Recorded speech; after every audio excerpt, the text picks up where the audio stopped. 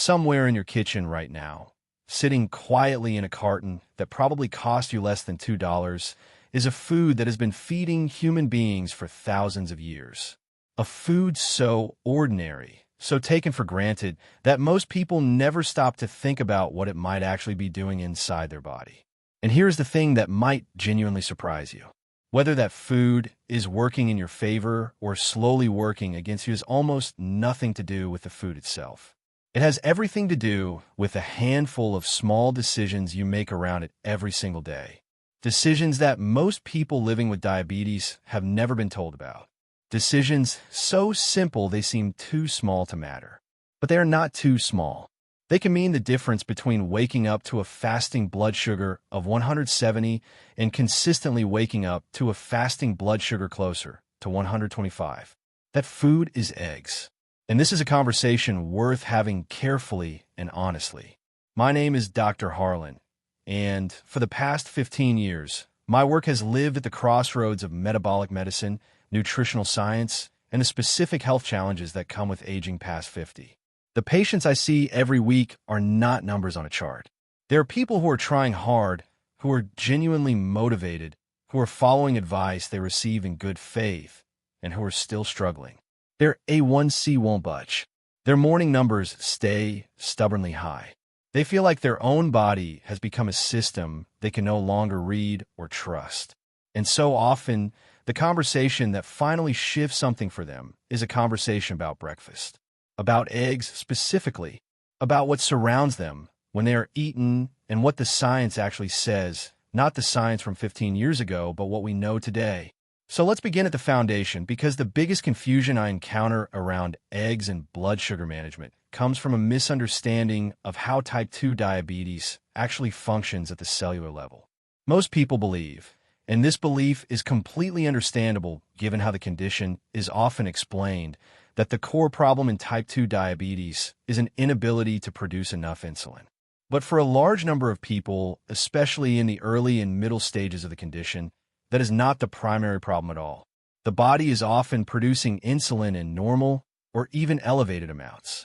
The real issue is that the cells receiving that insulin signal, your muscle cells, liver cells, and fat tissue, have become progressively less responsive to it. Imagine your body sending a clear, loud message, and the receiving end having turned down the volume so much that only a fraction of the message gets through. That is insulin resistance. And what you eat for breakfast has a direct and measurable impact on how sensitive those cells remain to insulin for the rest of the day. Here is what the research has been consistently showing us over the past decade. Eating high-quality protein in the morning creates a stabilizing effect on postprandial blood glucose, which is the technical term for the rise in blood sugar that happens after you eat. Protein accomplishes this in two significant ways. First, it slows the rate at which food moves from your stomach into your small intestine, a process called gastric emptying. When digestion slows, glucose enters your bloodstream more gradually, more like a gentle stream than a sudden surge. Second, specific amino acids found abundantly in protein, particularly one called leucine, actually stimulate the pancreas to release insulin in a more measured and proportionate way, making your body's insulin response more precise rather than reactive and chaotic. 2 large eggs deliver somewhere between 12 and 13 grams of complete protein. Complete means it contains all 9 of the essential amino acids your body cannot synthesize on its own and must obtain through food. And here is the detail that makes eggs particularly remarkable from a blood sugar management perspective. Their glycemic index is essentially 0. Eaten on their own, eggs do not raise blood glucose by a single measurable point. But that 0 only stays at 0 under certain conditions. The moment you begin frying them in butter or oil, serving them on top of processed white bread, or drinking a glass of juice alongside them, you have fundamentally changed what your body is receiving. Not because the egg changed, because everything surrounding it changed. Now I want to address something directly, because I know it is on some of your minds. Cholesterol. If you're living with type 2 diabetes, you may have been told, possibly many years ago by a physician you trusted, that eggs were dangerous for your heart because of their cholesterol content. And because diabetes already increases cardiovascular risk, you took that advice seriously. You gave up eggs. You switched to oatmeal and fruit smoothies and whole wheat toast. You believed you were making the responsible, protective choice. I want to be very careful here because your instinct to protect your heart was absolutely correct. But the information behind that specific recommendation has been substantially revised. For the overwhelming majority of otherwise healthy adults, including most people with type 2 diabetes, the cholesterol you consume through food has a much smaller effect on your blood cholesterol levels than was previously believed. The factors with far greater influence on harmful LDL cholesterol are refined carbohydrates, added sugars, and trans fats. Research published in the American Journal of Clinical Nutrition found that regular consumption of whole eggs actually improved what scientists call cholesterol efflux capacity, which is your HDL cholesterol's ability to collect harmful cholesterol from artery walls and carry it out of circulation. More recent randomized controlled work from the same journal found that when 2 eggs per day were consumed as part of an overall diet low in saturated fat, LDL cholesterol levels actually declined compared to a high saturated fat diet that included no eggs at all. The conclusion that emerges from this body of work is both important and somewhat humbling. The problem was never the egg. The problem was what we were cooking it in and what we were serving it alongside. Let me tell you about a patient I will call Theodora, a 73-year-old retired librarian who came to see me after nearly a decade of managing type 2 diabetes with what she described as no meaningful improvement. Her A1C had sat at 8.2% for 3 consecutive years. Her morning fasting blood sugar rarely came in below 162, and she was meticulous. She kept records. She followed every piece of advice she had ever been given. When I asked her to describe a typical morning, she told me she woke up early, took her medication, and made herself what she genuinely believed was a responsible, health-conscious breakfast. Slow-cooked steel-cut oats with a drizzle of honey and a handful of fresh berries. A glass of what the label called pure, natural fruit juice with no added sugars. Sometimes a small homemade muffin made with whole wheat flour, because she liked something slightly sweet to start her day. Theodora had done her homework. Every one of those choices had been made thoughtfully. I did not want to dismiss the care behind them. Instead, I asked her to do one thing for me before her next appointment. I asked her to check her blood sugar with her glucometer exactly 45 minutes after finishing breakfast and again at 90 minutes, and to write down both numbers every day for a week.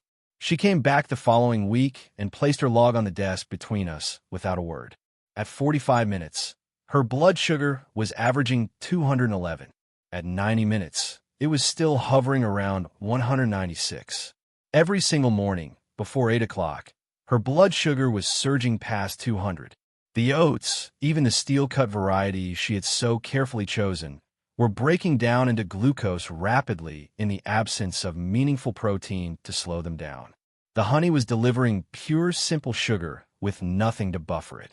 The juice, despite carrying no added sugars on its label, still contained more than 20 grams of naturally occurring sugar per cup, with zero fiber to slow its absorption. And the whole wheat muffin, despite its wholesome reputation, was adding yet another wave of fast-acting carbohydrates to a breakfast that was already overwhelming her system. Her body was fighting an uphill battle every single morning, not because she was making careless choices, but because she had never been given the complete picture. Here's what I suggested. No dramatic overhaul of her entire diet. No long, complicated list of forbidden foods. Just one foundational shift at breakfast. Replace the oatmeal and juice with 2 eggs cooked without oil, paired with half an avocado and a generous portion of sautéed spinach or sliced tomatoes and cucumbers. That was the entire change. Same medications, same afternoon walks, same everything else. 3 weeks later, Theodora's 45-minute post-breakfast reading had dropped to an average of 134. Her 90-minute reading was averaging 119. After 4 months of staying consistent, her fasting morning blood sugar had settled into a reliable range around 128. Her A1C at her next lab draw came back at 7.1%. Her total cholesterol had actually improved. And perhaps most importantly, She told me that for the first time in years, she had sustained energy throughout the morning without the 10:30 crash that had been forcing her to reach for something sweet every single day. That is what we were talking about. And the solution had been sitting in her refrigerator the entire time.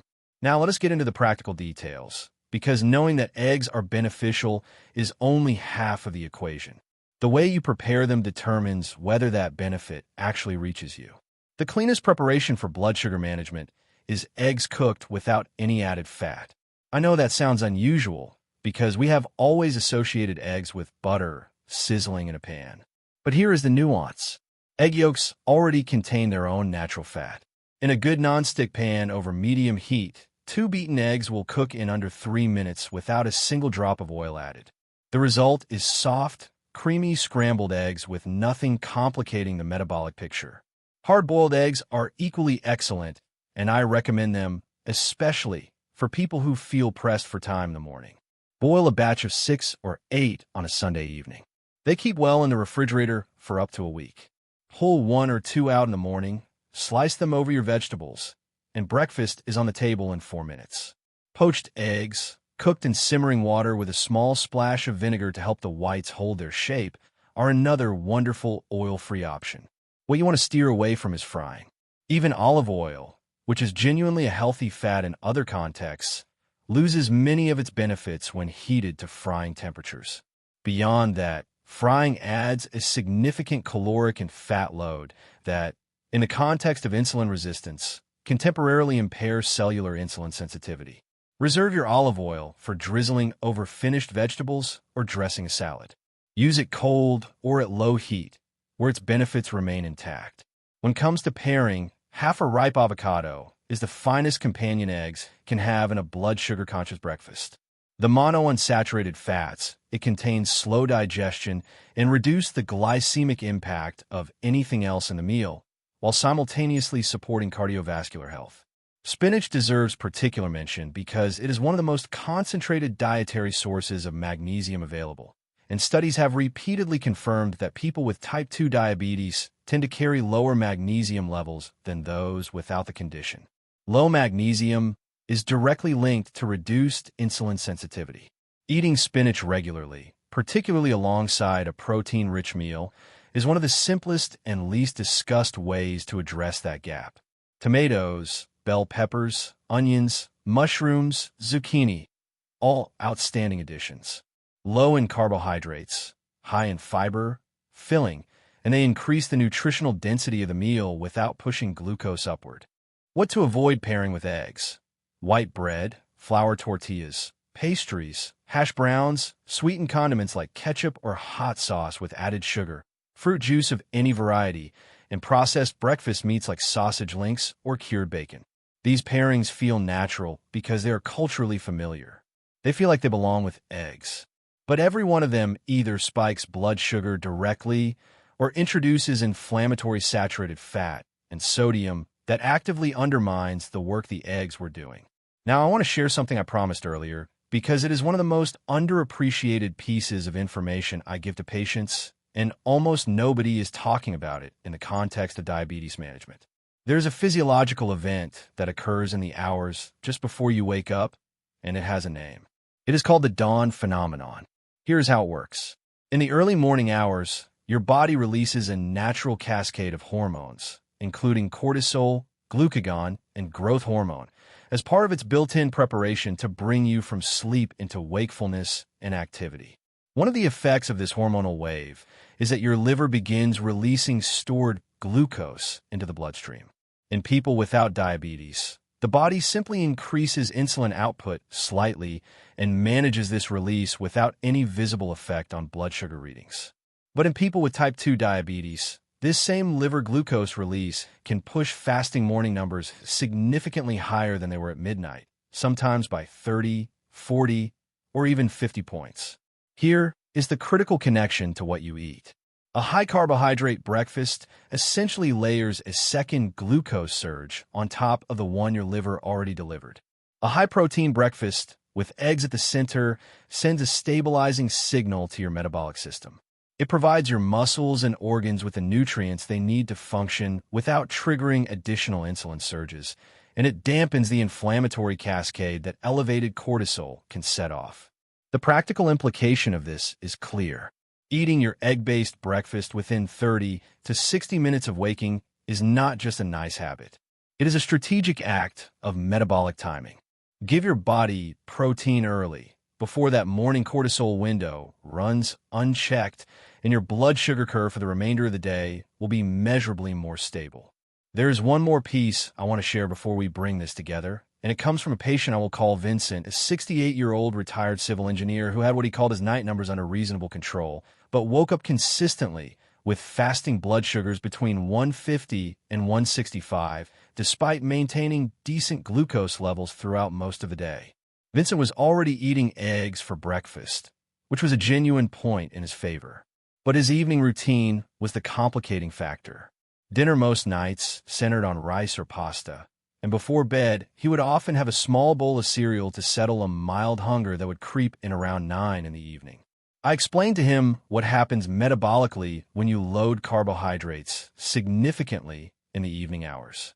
Your liver has an abundance of glucose to draw on overnight, and as a result, its early morning release of stored glucose tends to be more generous.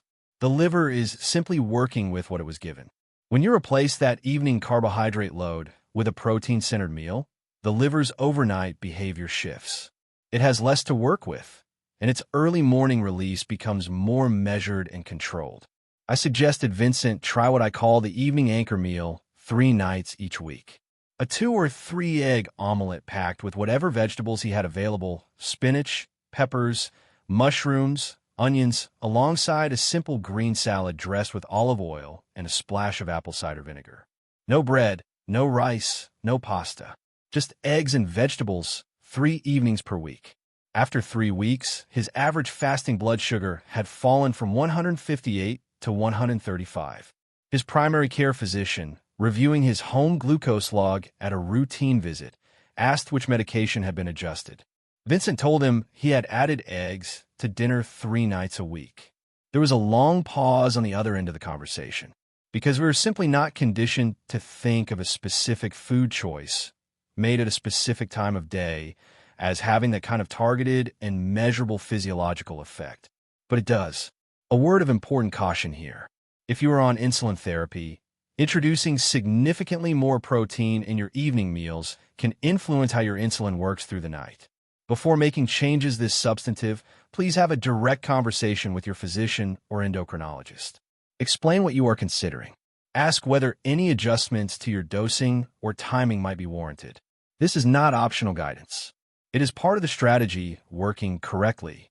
Let me walk through the most common mistakes I see patients making around eggs, because avoiding even one of them tends to move the needle. Cooking in butter or oil is the first. The egg itself contains fat. Cook it dry. Boil it. Neither preparation requires oil, and neither compromises flavor. Pairing with refined carbohydrates is the second. White toast, corn tortillas, biscuits, even so-called whole wheat products that are primarily white flour with added coloring. These undo the protein benefit within minutes. If you genuinely want a small piece of bread alongside your eggs, choose a dense, seed-filled, true whole grain variety and eat it after the eggs, not before, so the protein arrives first and sets the glycemic tone. Drinking juice is the third mistake. Even freshly squeezed, 100% natural juice delivers a concentrated glucose load with no fiber, slowing it down. If you want the vitamin C, eat the whole fruit. The fiber makes an enormous difference. Discarding the yolk is the fourth. This one still surprises me, given how long we have known better. But the yolk contains choline for liver function, vitamin D for insulin sensitivity, lutein and zeaxanthin for eye protection, and B vitamins critical for nerve health, all of which matter enormously for people managing diabetes over the long term. Eat the whole egg. And eating eggs too late in the morning is the fifth. The dawn phenomenon window is real. Protein consumed within 30 to 60 minutes of waking helps your body respond to that early cortisol surge rather than being overwhelmed by it. Here is your plan for tomorrow morning. Wake up, and within the first hour prepare 2 eggs, scrambled dry in a non-stick pan or pulled from a batch you hard-boiled the evening before. Pair them with half an avocado and a generous pile of any non-starchy vegetable you enjoy. Spinach, sliced tomatoes, sautéed peppers, mushrooms, cucumber. Drink water or plain herbal tea. If you want a small piece of whole grain bread, eat it last. That is the entire plan. Nothing expensive, nothing requiring a special trip to a health food store, nothing that demands more than 5 minutes of your morning. If you find yourself genuinely hungry mid-morning before lunch, a single hard-boiled egg with a small handful of walnuts or almonds is the most blood sugar-stable snack you can reach for. It will carry you through without a crash. Theodora told me something at her 6-month follow-up appointment that I have thought about many times since. I asked her not just about her numbers, but how she felt in the mornings now compared to before. She was quiet for a moment, and then she said something I wrote down. She said that for years she had been afraid to check her blood sugar after breakfast because she already knew what the number would be, and knowing it made her feel like she was failing even when she was trying her hardest. Now, she said, she checks it, and she feels something she had almost forgotten.